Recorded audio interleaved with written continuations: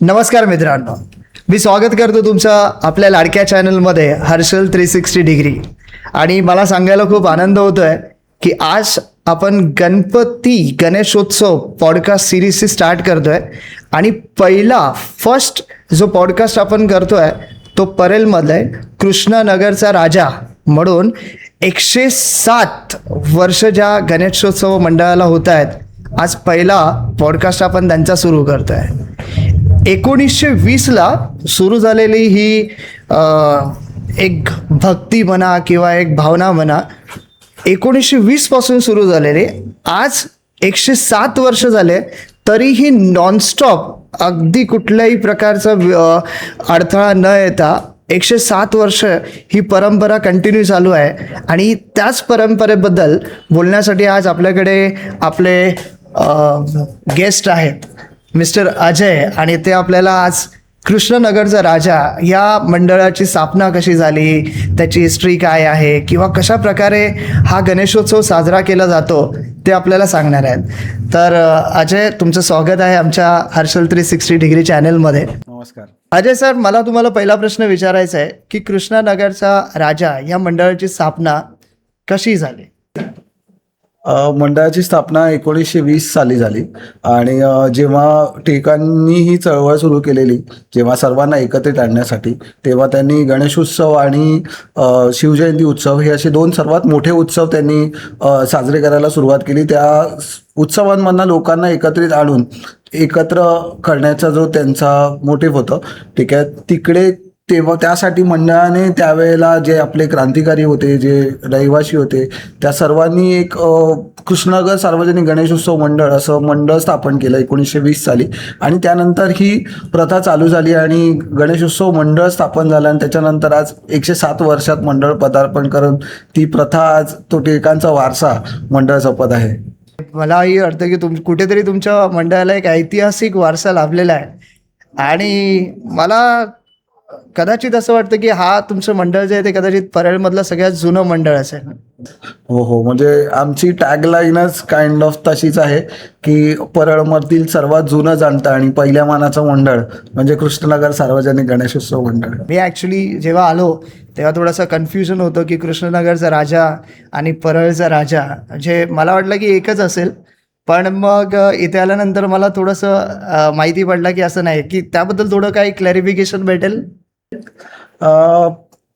एक 5-6 वर्षांपूर्वी जेव्हा मंडळामध्ये आम्ही होतो, म्हणजे मंडळामध्ये नव्हतो बट एक रहिवासी म्हणून कार्यरत होतो किंवा कार्यकर्ता म्हणून कार्यरत होतो, पहिल्यांदा कृष्णनगर सार्वजनिक गणेशोत्सव मंडळाला परळचा राजाने संबोधलं जायचं, ठीक आहे. बट काही कारणास्तव किंवा तेवढं मोठं आपल्याला करता नाही आलं किंवा कोणतंही टायटल होतं ते एखादं, ठीक आहे, तर ते आपल्या मोठ्या मंडळाकडेच आहे. आता परळचा राजा हे सुद्धा मोठं मंडळ आहे. आणि परळचा राजा जरी म्हटलं तर आज पूर्ण परळ विभागाची जेवढी वर्गणी काढत आहेत ते लोक परळ विभागामध्ये बरेच सामाजिक सांस्कृतिक कार्यक्रम राबवतात. आणि त्या मंडळातलं ते नाव आहे, तर म्हणजे असं अभिमान आहे. बट एक हिस्ट्री होती, सो जस्ट नाही, काही हरकत नाही. बाप्पा तर आपला असो. आणि मला असं वाटतं की आपण त्याला असं पर्टिक्युलर एरियामध्ये न ठेवता बाप्पा आपल्या सगळ्यांचाच राजा आहे असं बोललेलं बेस्ट राहील. अजय सर, मला तुम्हाला दुसरा प्रश्न विचारायचा आहे की मंडळाच्या आतापर्यंतच्या प्रवासामध्ये असे काही आठवणीतले क्षण आहेत का? नक्कीच. म्हणजे मी तर म्हणेन की 3 वर्षापूर्वी कृष्णनगरच्या ह्या म्हणजे कार्यकारिणीमध्ये एक वेगळा इतिहास घडला की ज्याच्यामध्ये आम्ही नवीन कार्यकारिणी स्थापन केली. आणि सांगताना एक अभिमान वाटतो की एकही असा 45+ कोण नाही आहे आमच्याकडे. सो जी काय कार्यकारिणी आहे ती सर्व अंडर 45 आहे. म्हणजे जे पदाधिकारी आज मी असेल किंवा आमचे अध्यक्ष असतील किंवा खजिनदार असतील, आम्ही तिघंसुद्धा 40च्या वरती नाही आहोत. तर थोडंसं एक वेगळंच मुवमेंट होतं की विश्वास लोकांचा कॅरी करणं. कारण 107 वर्ष मंडळाकडे जेव्हा तुम्ही बघतात तेव्हा कुठेतरी त्या पदावर असणारी जी पदाधिकारी आहे ती असं एक आपण कुठेतरी एक इमॅजिन फेस बनवतो, इमॅजिनरी फेस बनतो की ह्या मंडळ एवढं मोठं जुनं मंडळ आणि त्या मंडळावर जे कार्यकारिणी किंवा जी पदाधिकारी असतील ते नक्कीच कोणतरी असं दाढी सफेद झालेले किंवा केस सफेद झालेली लोक डेफिनेटली असू शकतील. बट हे एक थोडंसं वेगळं होतं. जेव्हा घेतलं तेव्हा तेवढा कॉन्फिडन्स नव्हता, बट कार्यरत असल्यामुळे, सामाजिक क्षेत्रांमध्ये कार्यरत असल्यामुळे ते निभवलं फार छान. नाही, खूप छान. मीही जेव्हा ॲक्च्युली पॉडकास्टसाठी येत होतो तेव्हा माझ्याही डोक्यामध्ये तेच होतं की एखादे वयस्कर किंवा एक्सपिरियन्स असे असतील. पण मी जेव्हा आलो आणि बघत होतो तुमची सगळी तयारी चालू होती आणि सगळी यंग ब्रिगेड एकदम मिळून काम करत होते, तर ते ॲक्च्युली बघायला गेलं तर इन्स्पिरेशनल आहे. आजचं जी जेनझी कल्चर आलेलं आहे, मला वाटतं त्या कल्चरनी एकदा तरी तुमच्या मंडळाला व्हिजिट करावं. त्यातलं जे ॲटमॉस्फिअर आहे आणि तुमच्या मंडळातले जे यंग मुलं आहेत ते कशा प्रकारे मेहनत करतात. आय थिंक त्यांच्या चेहऱ्याकडे बघून वाटत होतं की सकाळपासून ते तिकडेच होते, घरी गेले होते की नाही ते पण माहिती नाही. मला पुढचा प्रश्न तुम्हाला विचारायचा आहे की दरवर्षीची जी थीम असते ती किंवा तुमच्या गणेशोत्सवाची संकल्पना ही कशी ठरवली जाते? आपली मेच्या 1 तारखेला आपली कार्यकारिणीची एक सभा भरते. त्याच्या अगोदर प्रत्येकाला थोडंसं माहिती असतं की या मीटिंगमध्ये काय होणार आहे, ठीक आहे. त्याच्यातला सर्वात मोठा जो मुद्दा असतो तो म्हणजे ह्या वर्षीची थीम. तर थीम काय असेल, तर त्या हिशोबाने मग प्रत्येकजण जे क्रिएटिव्ह फील्डमधले आहेत, ठीक आहे, ते एक वेगवेगळी नवीन नवीन संकल्पना घेऊन येतात. जशी आमच्याकडे मीडिया टीम आहे, त्या मीडिया टीममध्ये त्यांना विचारलं जातं की तुमच्याकडे कोणती यावेळची संकल्पना आहे. तर त्या अशा आमचा ग्रुप आहे, त्या ग्रुपमध्ये पण बरेच मेसेजेस येतात, थीम्सबद्दल कन्व्हर्सेशन होतं आणि मग त्याच्यानंतर मग आम्ही एकत्रित वोट करतो आणि मग डिसाईड करतो की ही वाली थीम असेल आणि मग जे आपले मूर्तिकार धरून जाते त्यांच्याशी डिस्कस करून मग आपण फायनल करतो. एकेकाळी लालबाग परळ म्हणजे एक मिलची नगरी किंवा मोठे मोठे कंपनी होत्या त्याची नगरी म्हणून ओळखलं जायचं. पण हल्ली गेल्या काही वर्षांमध्ये एवढ्या अप्रतिम मूर्त्या गणपती बाप्पाच्या येत आहेत की आता त्याची ओळख एक गणेश नगरी म्हणून झालेली आहे. तर तुमच्या मंडळाची मूर्ती जेव्हा तुम्ही ठरवतात तेव्हा तुमच्या मनामध्ये काय असतं की मूर्तीचं रूप कसं असलं पाहिजे किंवा कशी कल्पना करता तुम्ही की यावर्षी आपल्याला अशी मूर्ती ठेवायची? आमचं मेन म्हणजे जी संकल्पना आहे ती अशी असते की जी पण थीम असेल आपली त्या थीमला साजेशी अशी ती मूर्ती असली पाहिजे. म्हणजे आपण मागच्या वर्षीपासनं एक नवीन उपक्रम राबवला ज्याच्यामध्ये आपण AI रिलेटेड जनरेटेड व्हिडिओ बनवतो. म्हणजे एक थीम आपली जशी डिसाईड होते. मागच्या वर्षी आपल्याकडे गोकर्णाची थीम होती आणि त्या थीमप्रमाणे मग ती गोकर्णाची एक इन्फॉर्मेशन होती जी पौराणिक कथा होती, ज्याच्यामध्ये रावणाने जेव्हा शिवलिंग उचलण्याचा प्रयत्न केला आणि ती उचलली गेली नाही, ती तिकडे स्थापित झाली आणि तिथे मग ते गोकर्ण क्षेत्र आपलं हे झालं, प्रसिद्ध झालं. तशी ती पौराणिक कथा आपण मागच्या वर्षी घेतली, त्याची AI जनरेटेड व्हिडिओ बनवली आणि ती आपण पडद्यावर प्ले केलेली. म्हणजे जेव्हा पण प्रेक्षक किंवा जी गणेश भक्त जेव्हा आपल्याकडे येत होते तेव्हा ती व्हिडिओ बघत होते. त्याच्यानंतर आम्ही त्यांची रिॲक्शन सुद्धा शूट केलेले की आजच्या जनरेशनला कोणती तरी पौराणिक कथा दाखवणं. पहिलं हे खूप व्हायचं की आपल्याकडे देखावे असायचे, ठीक आहे. त्यावेळेला कृष्णनगरमध्ये सुद्धा हे खूप वर्षांपासून चालू होतं की देखावे बनवाय, चलचित्र असायची. पण त्या चलचित्रांची जागा नंतर मग POPने घेतली आणि मग काही पडद्यांनी घेतली. बट ते कारण तेव्हा कुठेतरी मी असं म्हणणार नाही की ते बंद झालं किंवा POPने घेतली. लोकांनी तिकडचं एक स्ट्रक्चर उभं करण्याची किंवा त्याचा रेप्लिका उभा करण्याचं इकडे म्हणजे खर्च सुरुवात केली लोकांनी. बट आम्ही मागच्या वर्षीपासून असा विचार केला की आपण काही ना काहीतरी जे आपले गणेश भक्त येतील त्यांना काहीतरी एक इन्फॉर्मेशन किंवा जे यंग जनरेशन आहे त्यांच्यासाठी एक इन्फॉर्मेशन किंवा त्यांना एक पौराणिक कथा आपल्याकडनं बघायला मिळेल आणि त्यांच्या ज्ञानात भर पडेल असं आपलं उद्देश होता आणि त्यामुळे आपण ते बनवलं. तसंच त्या रिलेटेड आपली मागच्या वर्षी जिथं तुम्ही मूर्ती बघितली आहे सर्वांनी, तर ती त्या रिलेटेड होती. गणपतीच्या हातामध्ये एक पिंड होती आणि खाली रावण तपश्चर्येला बसलेला. सो ती त्या थीमच्या हिशोबाने होती. सो आम्ही विचारच आपला असं असतं की जी थीम असेल त्या थीमला साजेसर असं गणपतीचं रूप असलं पाहिजे. आणि जेव्हा पडदा उघडेल तेव्हा जो प्रेक्षकांचा म्हणजे जेव्हा प्रेक्षक बघतील तेव्हा त्यांना त्या स्टोरीलाच रिलेटेड असलेलं मागे मूर्तीचं रूप बघायला मिळेल. जो एक असा आमचा प्रयत्न तर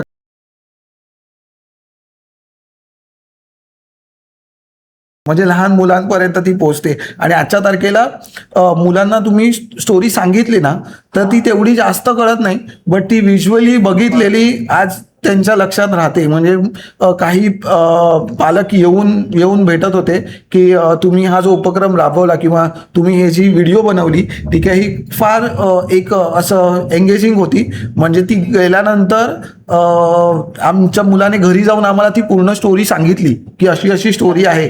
आणि मग बाबांना परत घेऊन आले ते की नाही आपण बघायला जाऊया. आणि मग त्यांनी तिघांनी एकत्र येऊन ती पुन्हा एकदा ती स्टोरी बघितली. सो त्यांचा जो सांगण्याचा जो अनुभव होता किंवा त्यांचा जो आनंद होता त्या मुलाच्या डोळ्यात जो त्यांना आनंद दिसत होता तो कुठेतरी मग आम्हाला पण मंडळ म्हणून किंवा पदाधिकारी म्हणून एक त्याची एक अशी मोज पावती होती ती आमच्यासाठी. पण आता मला सस्पेन्स मोडायचं नाही, पण मला असं वाटतं की यावर्षी अशी काही थीम असेल.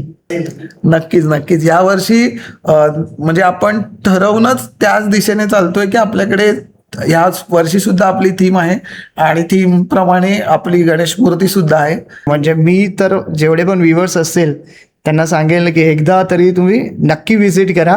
आणि तुमच्याकडे आजूबाजूला किंवा तुमच्या घरात लहान मुलं असतील तर त्यांना घेऊन या, नक्की घेऊन या.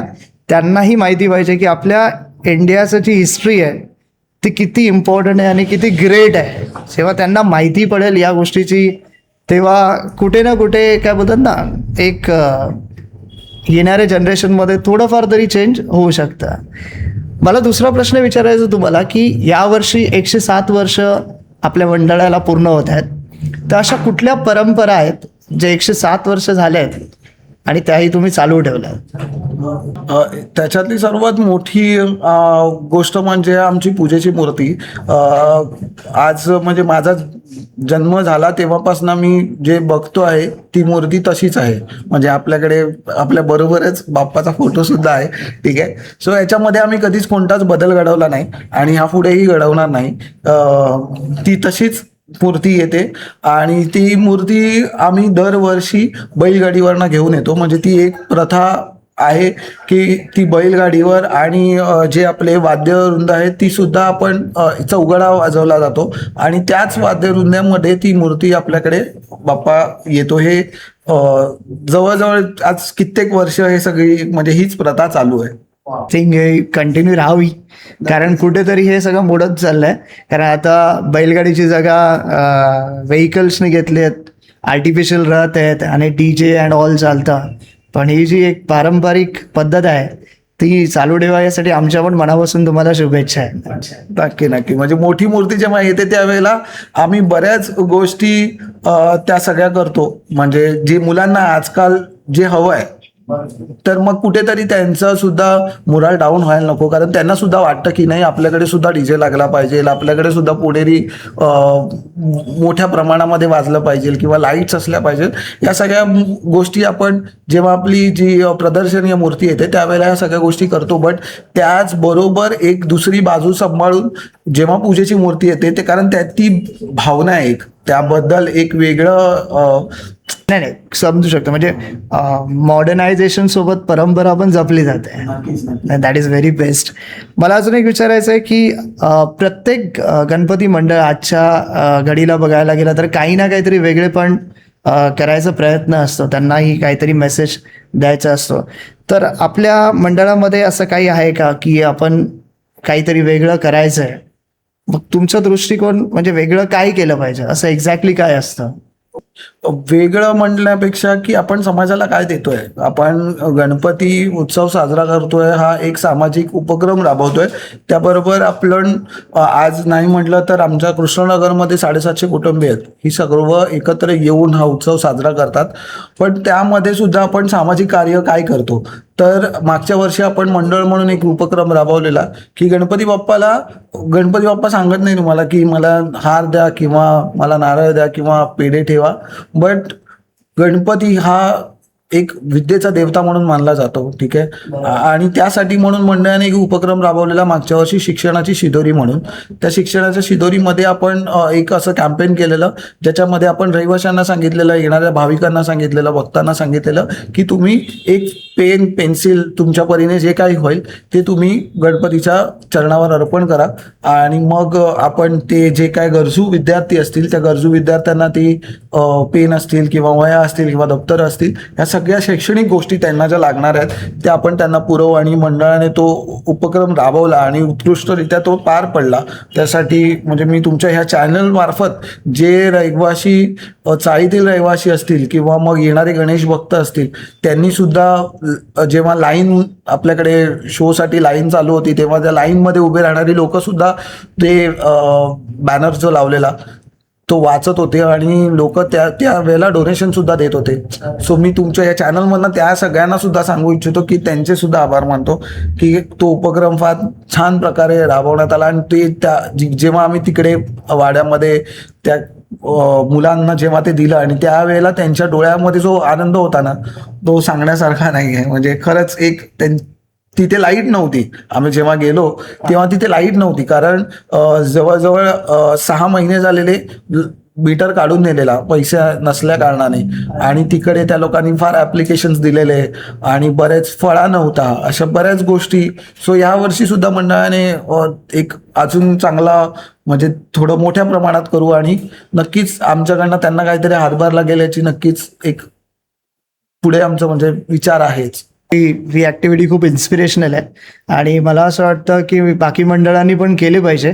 कारण बाप्पा कधीच बोलत नाही की माझ्यासाठी मोदक घेऊन या, पेढे घेऊन या. आणि काही वेळेला असं होतं की एवढं ओव्हरलोड होतं की ते वेस्ट होऊन जातं. पण या गोष्टी कधीही वेस्ट होणार नाही आणि शेवटी जो गरजू आहे त्याच्यापर्यंत पोचलं तर त्यांचा जो आशीर्वाद आहे, मला मते बाप्पांच्या आशीर्वादशी इक्वल असणार. नक्कीच नक्कीच.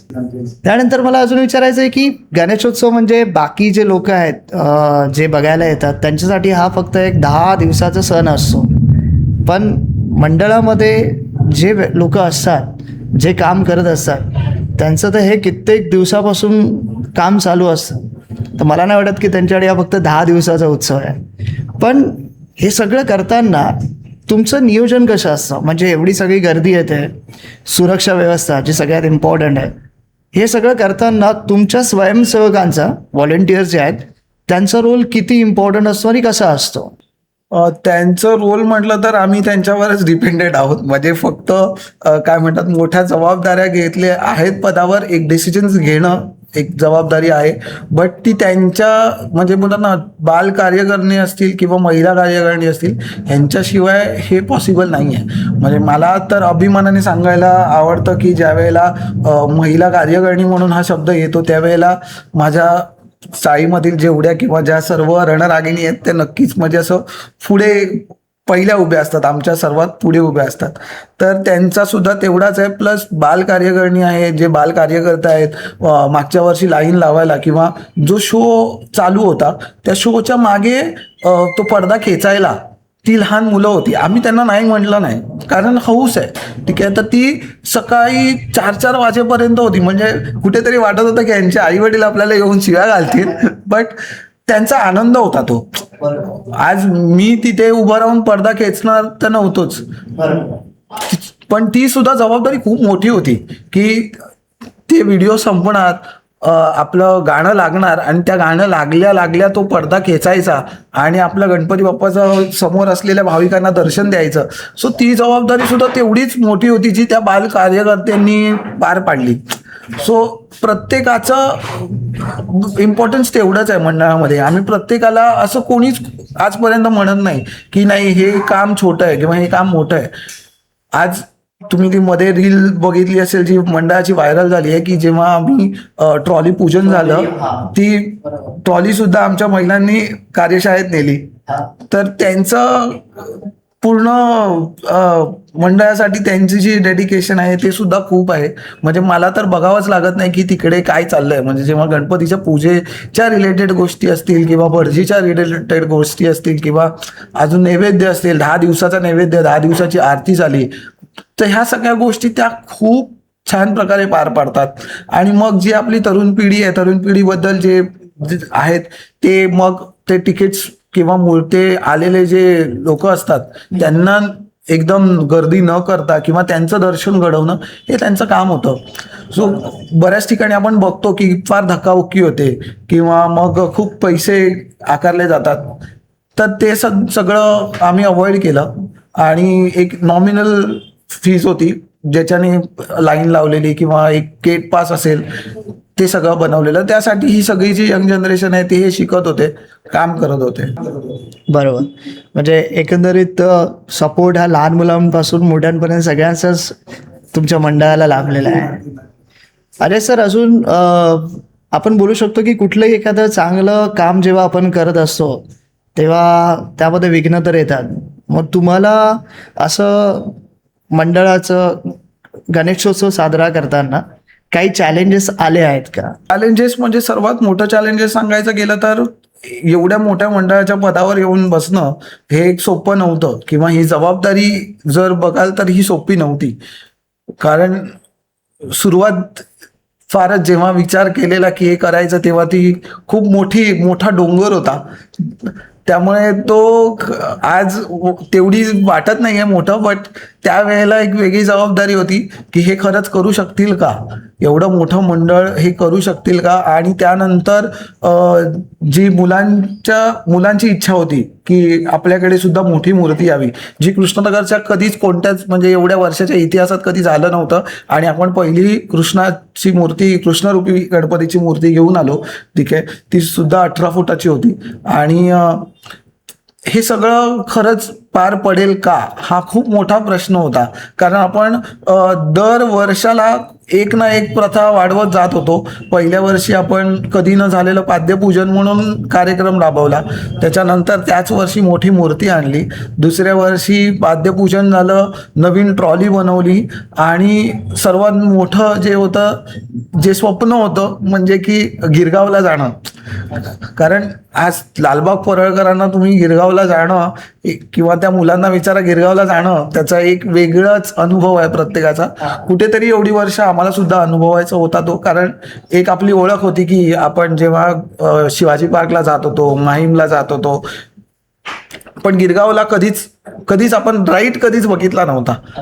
तर तो घेणं हे फार चॅलेंज होतं. म्हणजे आम्ही म्हणजे रात्र झोप नाही लागत होती खरं सांगायला गेलं तर. म्हणजे ज्या दिवशी ठरवलेलं कार्यकारिणीच्या जेव्हा मीटिंगमध्ये म्हणजे मे मध्ये जेव्हा हा डिसिजन झालेला की नाही आपण यावेळेला राईट मारतोय आणि आपण राईटला जातोय, ठीक आहे, कुठेतरी भीती होती मनामध्ये की हे सगळं पार पडेल, नीट पडेल. कारण तिथे जायचं म्हणजे गणपती सकाळी 7 वाजता आपली मूर्ती बाहेर पडायला लागणार. कारण मग तिकडनं लालबागचा राजा असेल, गणेश गल्ली असेल, परळचा राजा असेल, सर्व मोठी मंडळ, आणि त्या मोठ्या मंडळांच्या बरोबरीने आपण तिकडनं आपल्याबरोबर क्राऊड किती असेल, आपण खरंच त्या क्राऊडमध्ये स्वतःला स्टँड आउट करू शकू का, किंवा ती गर्दी मॅनेज होऊ शकेल का. जेव्हा मी आजूबाजूच्या मंडळांबरोबर जेव्हा चर्चा करत होतो मागच्या वर्षांमध्ये, तेव्हा कुठेतरी असं त्यांचे सुद्धा काहीतरी अनुभव होते. सो ते सुद्धा अनुभव सांगत होते. त्या अनुभवातनं थोडीशी भीती सुद्धा वाटत होती की त्यांचे अनुभव पण छान आहेत, पण कुठेतरी भीती होती. आणि ती थोडीशी भीती असं मनामध्ये होती. आणि एवढ्या स्मूथली ते झालं ना, म्हणजे 7 वाजता मूर्ती बाहेर पडली. आणि म्हणजे मी बिलीव्ह नाही करेन एवढा क्राऊड सकाळी 7 वाजता आला. आमची त्याचबरोबर जसं 107 वर्षांची जी आताची एक प्रथा म्हणून सकाळी 5:30 वाजता आमची काकड आरती होते, आणि ती आजही होते.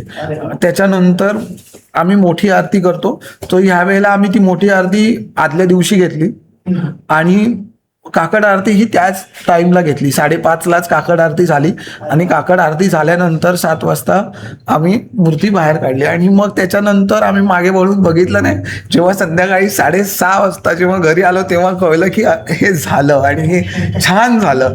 म्हणजे खरंच प्रत्येक रहिवाशाच्या मनामध्ये एक आनंद होता की आपण सुखरूप केलं आणि फार छान केलं. म्हणजे आजही काही लोक म्हणतात की 3 अगोदर विसर्जन झालं, ठीक आहे. शेवटी माझं तर म्हणणं आहे की ती बाप्पाची कृपा आहे. आज त्याच्यामुळे आज एवढं सगळं करू शकलो आणि हे सगळं आज पार पडलं, किंवा आज ही जबाबदारी सुद्धा तेवढी मोठी वाटत नाही. कुठेतरी त्याचे ते पाठबळ आहे म्हणून ते स्मूथली जात आहे, तेवढं सगळं होत आहे.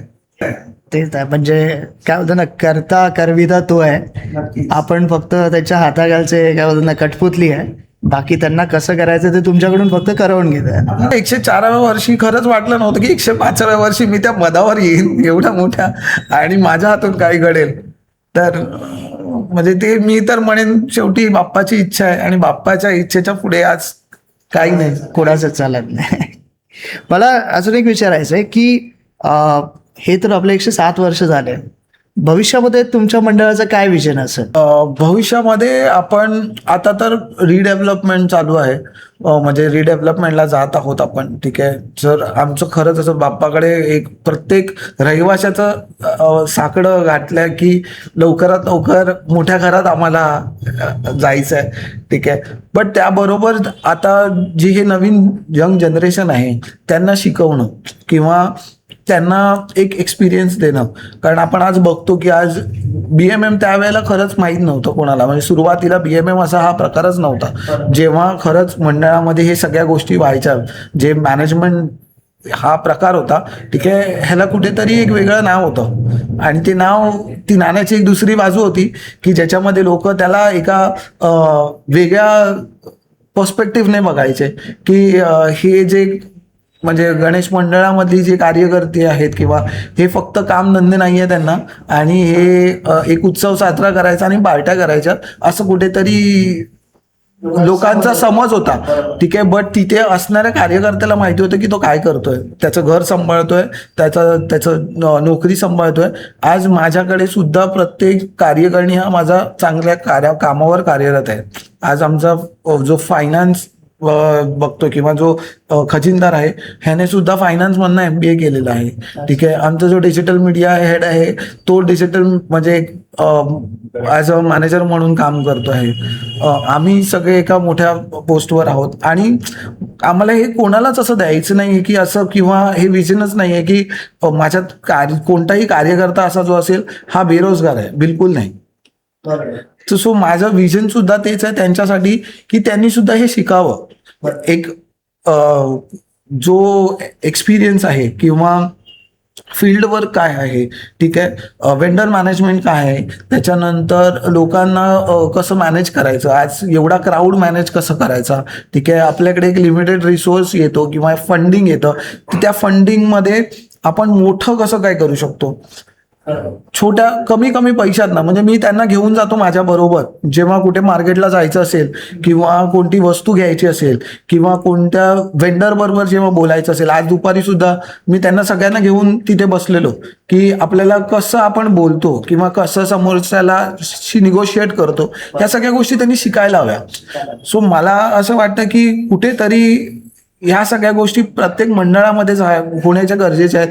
त्यांना छोटी गोष्ट समजणं गरजेचं आहे, कारण आज पुढची पिढी तेच आहे. तुम्ही काय पाया रचताय तेच बघतात आहेत आज.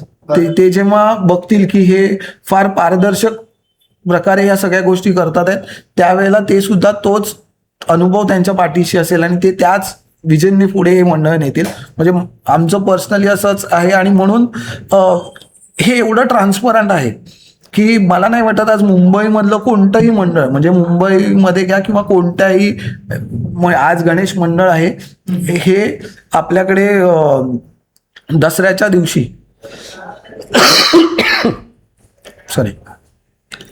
दसऱ्याला आपण प्रत्येकाच्या घरोघरात हिशोब आपला प्रत्येकाच्या घरात पोचतो.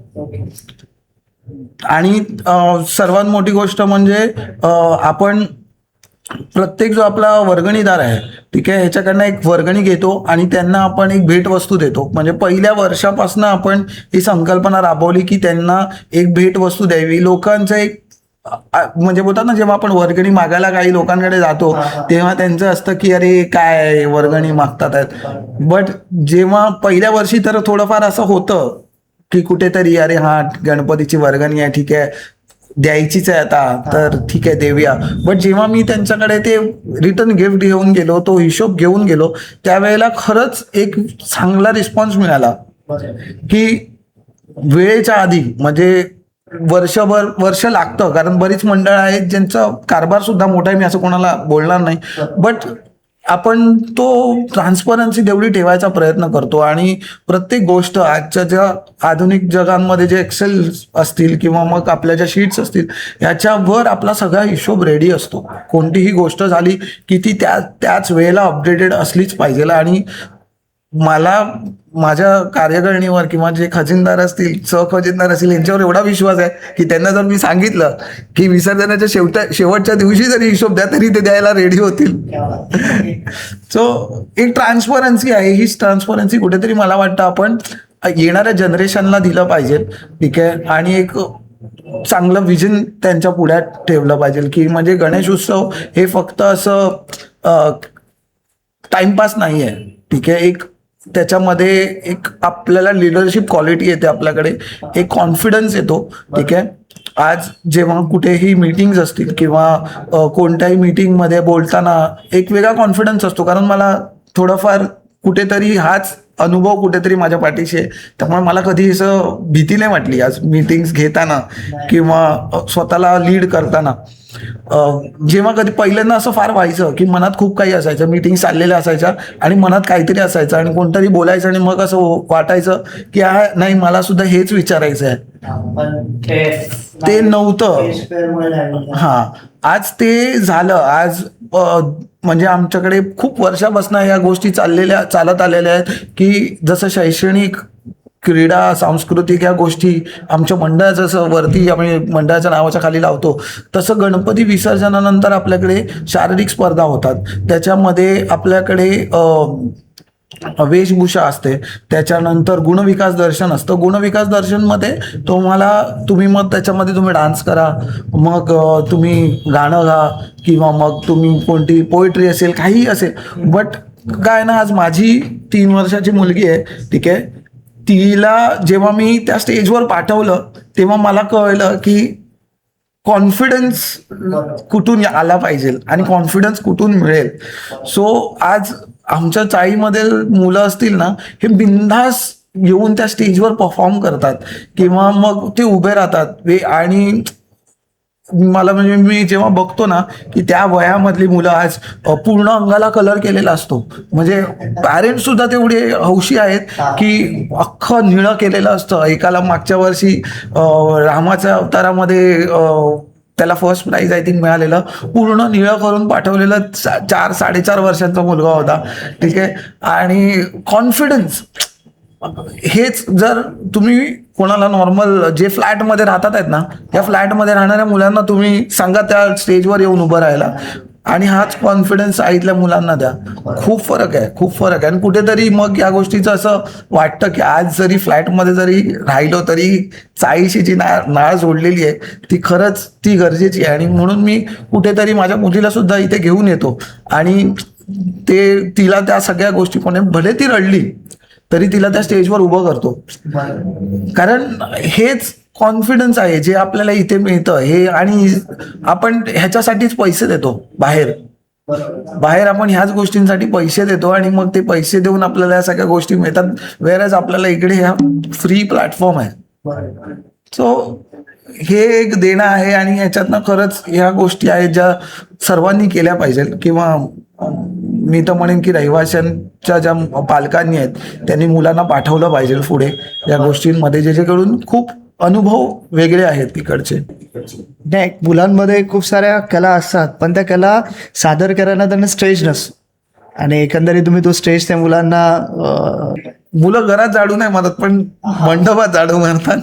नाही, खूप चांगली गोष्ट आहे. आणि दुसरी गोष्ट अजून शिकण्यासारखी याच्यामध्ये भेटली की तुम्ही बोललात की BMS भले मुलं कॉलेजमध्ये शिकत असतात, पण मॅनेज गोष्टी कशा करायच्या त्याचं प्रॅक्टिकल नॉलेज जे आहे ते आय थिंक अशा ॲक्टिव्हिटीजमधून भेटतात. मग ते गणेशोत्सव असू दे किंवा आपला नवरात्रोत्सव असू दे, एवढ्या येणाऱ्या भक्तांना मॅनेज करायचं, त्यांना कसं एंट्री एक्झिट मेंटेन करायचं, पैशाचा हिशोब असू दे किंवा काय. आणि जी एक तुम्ही सांगितलं की आम्ही हिशोब लवकरात लवकर प्रेझेंट करतो, आय थिंक त्यामुळेच कदाचित लोकांचा तुमच्यावरचा विश्वास आहे आणि म्हणून 107 वर्ष आज तुमच्या मंडळाला झाली पण कुठेच असं काही अडचण आलेली नाही.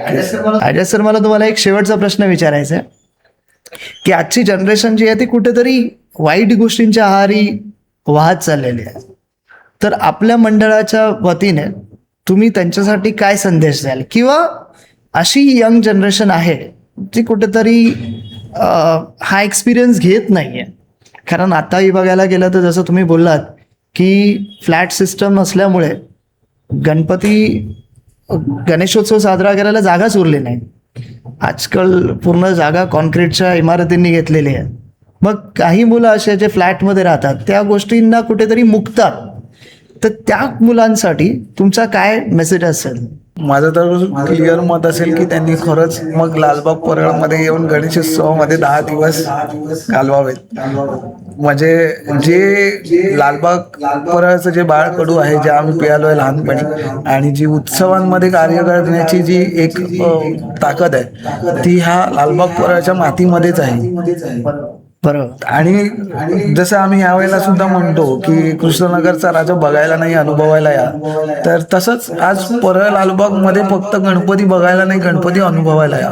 कारण आज मंडळ, आजूबाजूची मंडळ असतील किंवा आज परळ लालबाग असेल, एक वेगळी एनर्जी असते प्रत्येकामध्ये, इथे राहणाऱ्यामध्ये. किंवा बऱ्याच रील बघितल्या ज्याच्यामध्ये काही लोक सांगतात की लालबाग परळमध्ये राहणाऱ्या मुलांना गणपतीमध्ये माज येतो. माज नाही, गर्व आहे. बरोबर. तिथे कारण हे जे करायला मिळतंय ना, हे सहज नाहीये, किंवा हे बाप्पाचा आशीर्वाद आहे. जर आज तुम्ही ते करत आहात ना, तर बाप्पाचा आशीर्वाद आहे. त्याच्या सांगण्यामुळे तुम्ही करत आहात, किंवा तो तुमच्या हातून करून घेतो आहे म्हणून तुम्ही करत आहात. सो तुम्हाला खरंच जर अनुभवायचं असेल, जे बाहेर राहणारी लोक आहेत किंवा जी आज चाळ सोडून गेलेली लोक आहेत ती सुद्धा येतात. आज आमच्याकडे सकाळी 5:30ला जेव्हा काकड आरती होते तेव्हा ती सर्व लोक असतात, आणि ती सर्व लोक पूर्ण विसर्जनापर्यंत आपल्या बरोबर असतात. आपण विसर्जनाच्या दिवशी पण जर एक प्रथा म्हणू तर आपली जी पूजेची मूर्ती आहे ही आपण हातगाडीवरनं घेऊन जातो. 4 चाकीची हातगाडी असते, त्या हातगाडीवरनं घेऊन जातो. का तर जो आपला रहिवासी आहे किंवा जो गणेश भक्त आहे ह्याला बाप्पाच्या पायावर नतमस्तक होता यावं. आणि आपण जो आपला काही रूट असतो त्या रूटच्या नंतर आपण ती मूर्ती आपल्या मोठ्या ट्रकवर घेऊन जातो. बट जिथपर्यंत पॉसिबल होईल तिथपर्यंत आपण ट्राय करतो की ती हातगाडीवर राहील, आणि ती हातगाडीवर तेच लोक असतात, आमच्यातलं कोणीही नसतं. अशी ती ठराविक चेहरे आहेत, तेच असतात. गणपतीचं विसर्जन करणारे सुद्धा ठराविक लोक आहेत, तेच विसर्जन करतात पूजेच्या मूर्तीचं. सो ते हक्काने करतात, आणि आम्ही कधीच कोणत्याच गोष्टीमध्ये असं कधीच कोणाला अडवत नाही. मग गणेश उत्सवादरम्यान सुद्धा काही गोष्टी असतील त्यांचा हात लागल्याशिवाय ती गोष्ट पूर्ण होतच नाही. सो अशा गोष्टी आहेत ज्या त्यांच्या हातानेच होणार, आणि आम्ही सुद्धा नवीन आलोय म्हणून सगळ्या गोष्टी मीच करणार किंवा नाही आम्हीच केल्या पाहिजे असं नाहीये. सो आम्ही न्यूट्रल आहोत की प्रत्येकाने, गणपती सर्वांचा आहे, 750 खोल्यांचा आहे. सो प्रत्येकाने त्याला जसं वाटतं तसं त्याने येऊन करावं. बरोबर.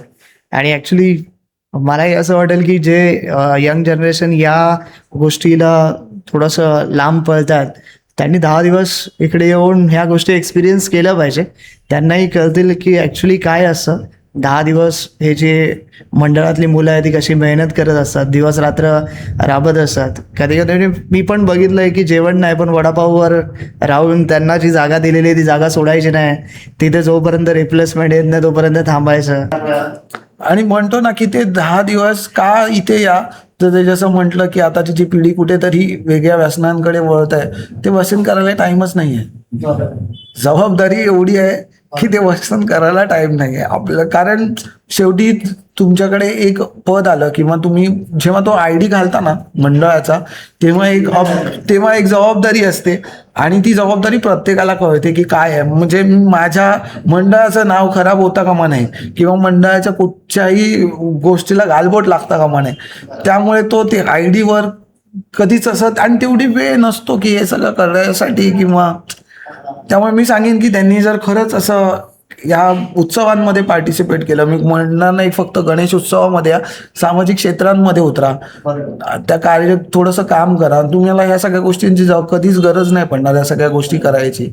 म्हणजे एकंदरीत तुमचा असा मेसेज आहे की चांगल्या गोष्टींमध्ये बिझी राहा, तर वाईट गोष्टी करण्याचा विचार पण तुमच्या डोक्यात येणार नाही. अरे सर, फार छान वाटलं तुमच्याशी बोलून आणि मलाही फार आनंद वाटला. नवीन नवीन गोष्टी तुमच्याकडून कळाल्या, शिकायला भेटल्या. आमच्या या चॅनलकडून आणि आमचे जे व्ह्युअर्स आहेत त्यांच्याकडून तुमच्या मंडळांना खूप खूप शुभेच्छा. धन्यवाद.